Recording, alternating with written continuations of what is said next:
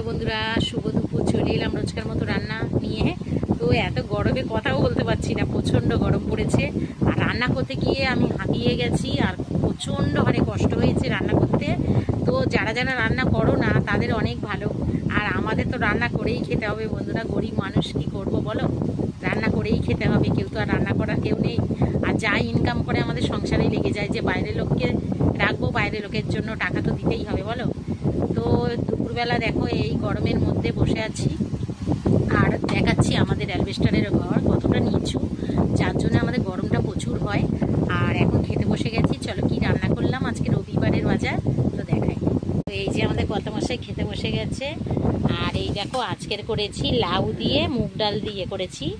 আর এটা হচ্ছে রেশনের চাল আজকে করেছি, রেশন থেকে তুলে নিয়ে এসেছিলাম। তো রেশনের চালের ভাত করেছি। আর এখানে লাউ দিয়ে হচ্ছে মুগ ডাল। আর এইখানে দেখো এই যে মাংস, আজকে মাংস কষা করেছি।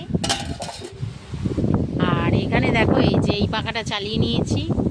আর ওপরে সিলিং ফ্যানটা চালিয়ে, কারণ হচ্ছে আমাদের অ্যালবেস্টারটা বড্ড নিচু, গরমটা একদম চেপে পড়ে, ওর জন্য আর ওপরের পাখাটা ছাড়িনি। প্রচণ্ড রোদ, প্রচণ্ড হারে রোদ। তো এই পাখাটা ছেড়েই আমি বসেছি এখানে খেতে। এই যে আমাদের কর্তাও বসেছে আর আমিও বসেছি।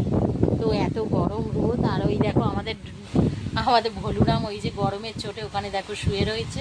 কি করবে, প্রচণ্ড গরম, প্রচণ্ড হারে গরম। চলো বন্ধুরা খেয়ে নিই। সবাই ভালো থেকো, সুস্থ থেকো, ভগবান তোমার